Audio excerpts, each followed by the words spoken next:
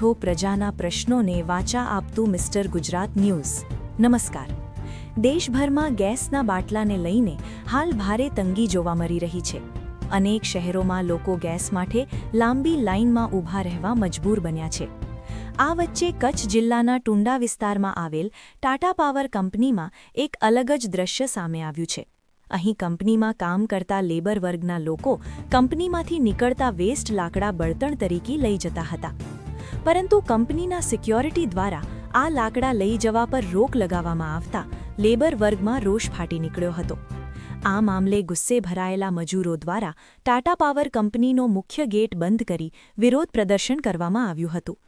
મજૂરોનું કહેવું છે કે ગેસની અછતને કારણે તેઓ બળતણ માટે વિકલ્પ શોધી રહ્યા છે, ત્યારે કંપની દ્વારા આ રીતે રોક લગાવવી યોગ્ય નથી। હાલમાં આ સમગ્ર મામલો ગરમાયો છે અને સ્થિતિ તંગ બની છે।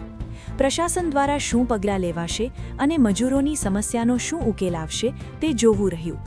આવો જ સતત અપડેટ માટે જોડાયેલા રહો મિસ્ટર ગુજરાત ન્યૂઝ સાથે। કેમેરામેન સાથે અલી મામદ ખલીફા સાથે, સત્યતાની સાથે સ્પષ્ટ વાત।